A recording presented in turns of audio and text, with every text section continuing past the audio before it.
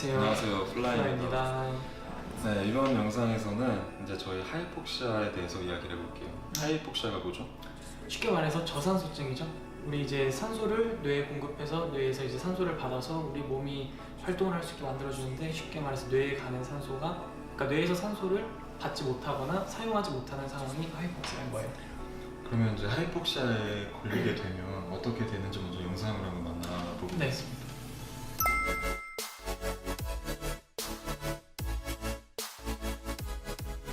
Cloud 66, Cleveland, out of here.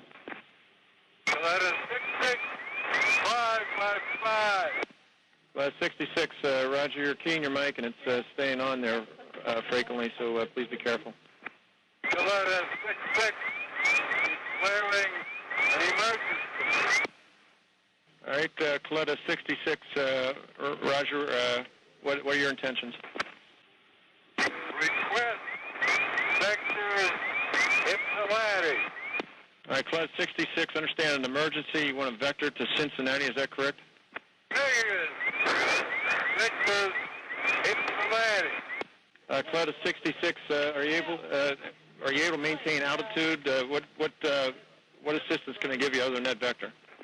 Unable to control altitude. Unable to control airspeed. Unable to control heading. And that, everything A-OK. Okay, Cloud 66, understand you're not able to control the aircraft, is that correct? That is correct. Cloud 66, are you able to land at an airport that is closer to your position? Pittsburgh, approximately 50 miles southwest of your position. Cleveland, about 80 miles northwest of your position. Prefer to land aircraft at destination airport as the aircraft is empty. No possible damage to any part of the aircraft will improve. So we're slowly, ever so slowly, regaining control of the airspace and the aircraft if we are given the time to slowly re-engage. Cloud 66, if able, descend and maintain flight level 260. Descending now to flight level 260,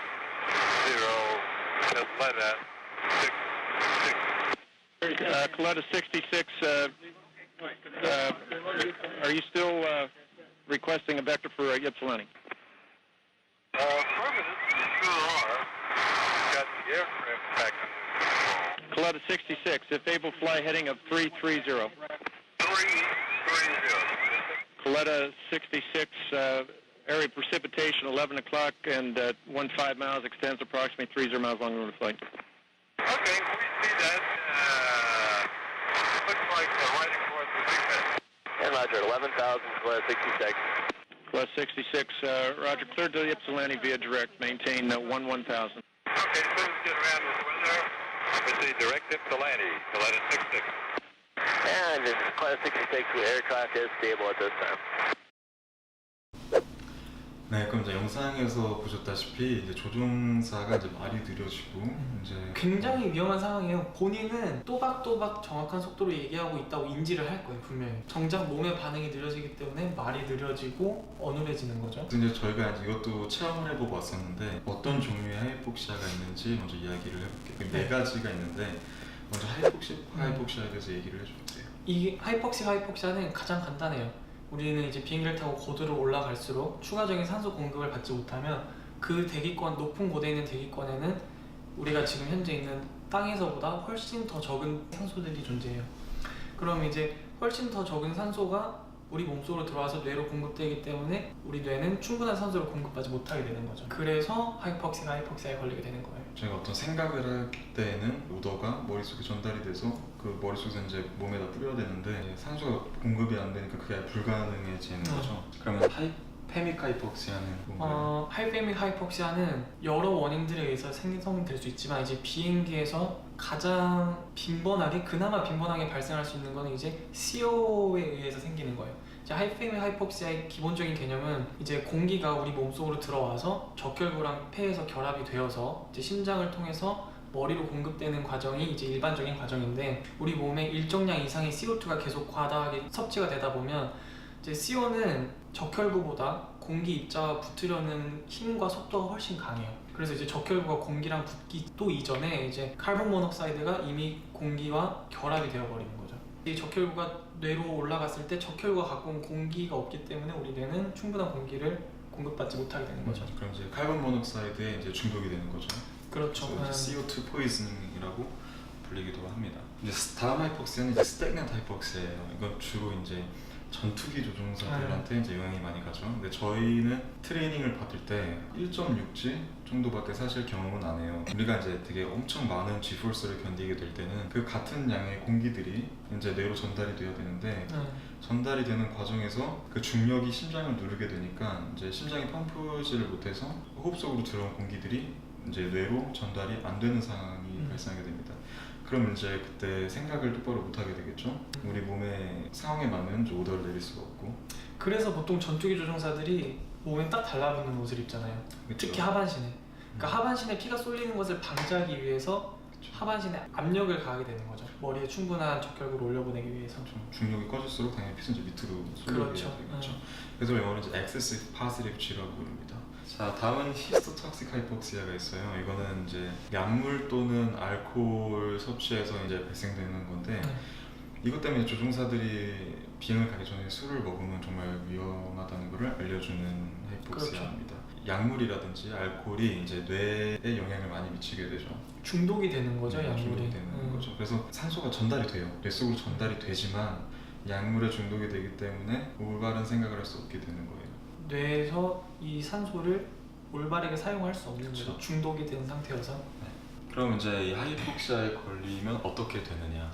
하이폭시아가 제일 무서운 점이 이건 것 같아요. 본인이 이게 산소가 단기간에 확 줄어드는 게 아니라 서서히 공급되는 양이 줄기 때문에 인지를 못 하잖아요, 본인이. 그래서 저희가 알티튜드 챔버를 갔던 것도 이게 사람마다 오는 증상들이 다른데 나는 이 하이폭시아에 걸리기 전에 어떤 증상이 오는지를 확인하기 위한 좋은 기회였었던 것 같아요. 알티튜드 챔버라고 저산소총을 체험하는 기간을 다녀왔는데 한 2만 피트 초반대로 저희가 올라갔어요. 올라가서 그쵸. 이제 산소 마스크를 벗었더니 시간이 지나면서 이제 시야가 되게 흐려지기도 하고 색깔의 구분이 없어져요. 약간 그 흑백 시야이죠. 흑백 사진처럼 이제 모든 게 사물이 보이기 시작하고 제가 기본적인 산소 문제를 푸는데 뭐 2 더하기 3 더하기 4 뒤로 갈수록 계산이 안 되더라고요. 간단하죠. 진짜 신기한 경험이었어요. 어지럽기도 하고. 그래서 이제 차트를 보면 저희가 이제 2만 피트 정도 올라가면 30분 정도의 생각을 할 수 있는 시간이 있어요. 근데 고작 2,000 피트만 더 올라가면 22,000피트만 올라가도 그 30분이라는 시간이 갑자기 5분으로 줍니다.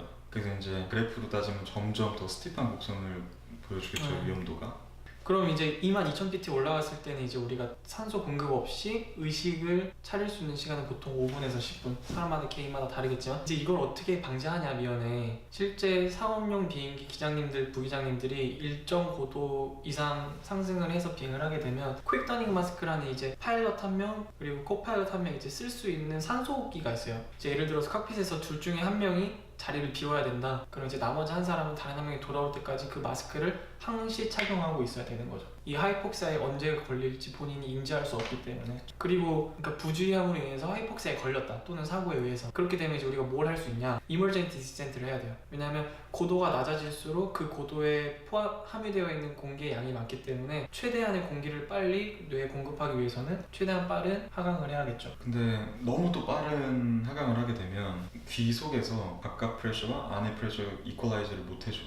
굉장히 아프기 때문에 그럴 때는 이제 저희가 실제로 챔버를 갔을 때 한 여학생이 통증을 호소를 했어요. 그래서 그럴 경우에는 다시 고도를 높여서 귀를 편안하게 해준 다음에 더 천천히 차근차근 고도를 낮춰서 이제 내 몸 안의 압력과 내 몸 밖의 압력을 맞춰줘야 됩니다.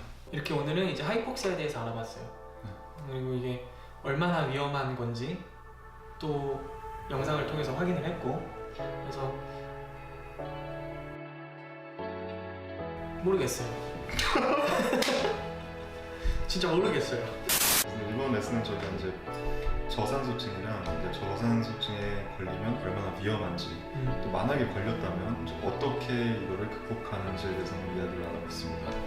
그래서 나중에 비행을 하게 되면 혹시 나한테 저산소증이 오는 것 같다 그러면 뭐 승무원이라든지 바로 이야기를 해줘야겠죠. 그러면 이제 조종사들이 그거에 맞는 액션을 취하게 될 겁니다. 그리고 조종사라면 좀 이상한 큐가 있다 그럼 바로 ATC한테 보고를 해야겠죠. 근데 이게 참 인지하기 어려운 증상인 것 같아요, 하이폭시아는. 그래서 챔버를 가서 한번 경험해 보고 오는 것도 나쁘지 않습니다. 좋아요와 구독 까먹지 마세요. 바람 소총은 배수.